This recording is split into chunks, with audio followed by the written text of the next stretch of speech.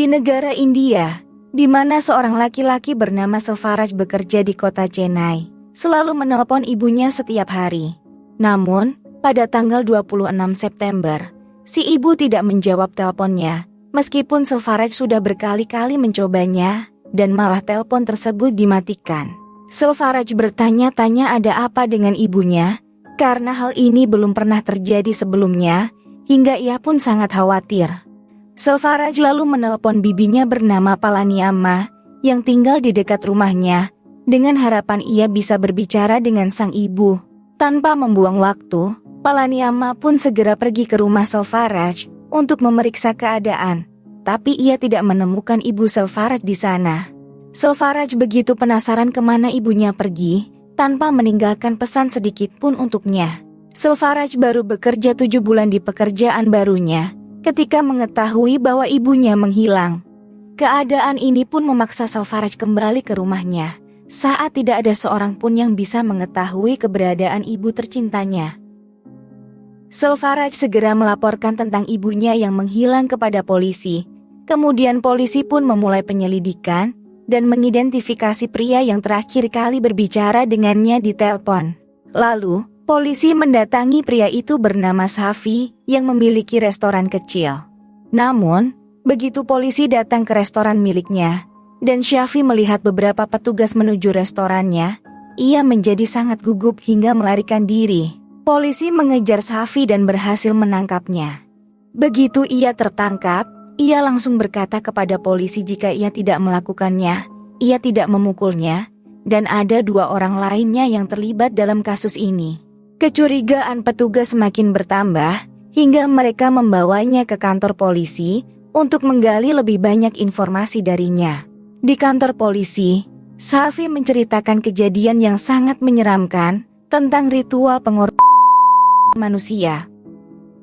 Bagaval dan istrinya Laila adalah pasangan yang cukup populer di masyarakat setempat. Mereka memiliki pusat terapi pijat.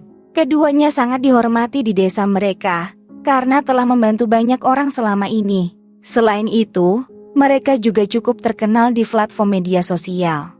Mereka aktif di Facebook, sering memposting kegiatan mereka, serta bercengkrama dengan para pengikut online-nya. Di mata masyarakat sekitar, pasangan ini sangat dihormati dan disegani. Namun pada kenyataannya, Bagaval serta istrinya sedang mengalami masalah keuangan. Setelah pandemi COVID berakhir, bisnis mereka tidak berjalan dengan baik. Suatu hari, Bagaval yang sudah berteman dengan seorang wanita bernama Sri Devi sejak tahun 2019 menceritakan tentang masalahnya. Sri Devi adalah teman baik Bagaval di media sosial karena mereka sering mengobrol selama hampir 2 tahun terakhir. Namun, di saat Bagaval mengungkapkan masalah keuangan pada Sri Devi berkata jika ia juga menghadapi masalah yang sama sebelumnya. Tapi, seseorang telah membantunya dan sejak saat itu, ia tidak pernah memiliki masalah keuangan lagi dalam hidupnya. Ketika Bagaval mengetahui tentang hal itu, ia bertanya pada Sri Devi, apakah orang tersebut bisa membantunya? Sri Devi menjawab, jika orang itu tentu dapat membantu Bagaval. Sri Devi melanjutkan, ia akan memberikan alamat Bagaval dan orang sakti tersebut akan datang menemuinya di rumah Bagaval. Beberapa hari kemudian, orang yang dipercayai sakti itu tiba di rumah Bagaval dan memberitahu bahwa Sri Devi telah mengirimnya ke sini. Ternyata, orang tersebut adalah Safi. Kini, Bagaval, Laila dan Syafi duduk bersama untuk berbincang. Syafi mendengarkan dengan baik masalah yang dihadapi Bagaval. Ia lalu berkata jika masalah keuangan dalam rumah tangga Bagaval disebabkan oleh ilmu hitam yang dikirim oleh seseorang pada keluarganya. Menurut Syafi, hal inilah yang membuat keluarga Bagaval kesulitan hingga bisnisnya menjadi sepi. Anehnya, Bagaval dan Laila yang berpendidikan mempercayai ucapan Syafi begitu saja. Bagaval dan istrinya kemudian meminta solusi agar keadaan keuangan mereka membaik. Syafi menjawab, mereka harus melakukan sebuah ritual yang mungkin di luar nalar. Sebelum melakukan ritual, Syafi meminta Laila untuk bersedia tidur dengannya. Dalam momen tersebut, Bagaval harus duduk di ruangan yang sama dan menonton semua adegan yang akan mereka lakukan. Gilanya, Bagaval mau menuruti permintaan Safi dengan mudah. Setelah permintaan pertama dilaksanakan, pasangan tersebut harus memberikan manusia demi bisa menghancurkan kekuatan ilmu hitam. Benar-benar tak habis pikir, Bagaval dan istrinya mempercayai perkataan Safi tanpa membantahnya. Tapi, pasangan tersebut tidak punya siapa-siapa untuk mereka korbankan. Safi mengatakan, jika mereka tidak perlu khawatir, karena ia akan mencari korban untuk persembahan. Namun, Bagaval harus memberinya sejumlah uang yang diminta. Kemudian, Safi kembali ke restoran miliknya.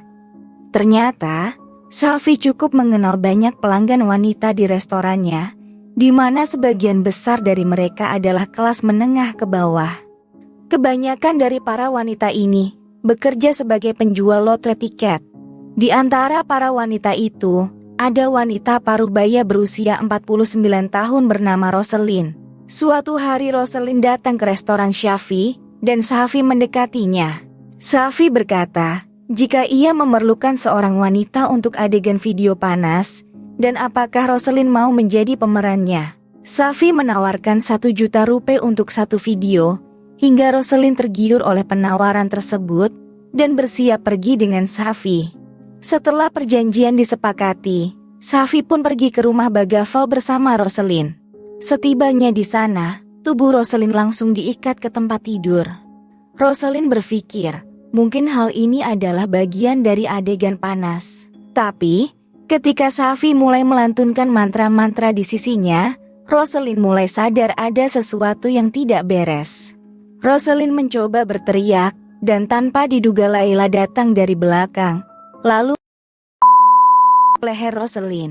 Sayangnya, ritual tersebut tidak berakhir di situ saja. Selesai menghabisi Roselyn, mereka mulai dan daging Roselyn. Setelah ritual sepenuhnya dilaksanakan, sisa-sisa tubuh Roselyn dikubur di halaman belakang rumah Bagaval. Usai semua ritual dilakukan, Bagaval berharap masalah keuangan mereka akan kembali normal.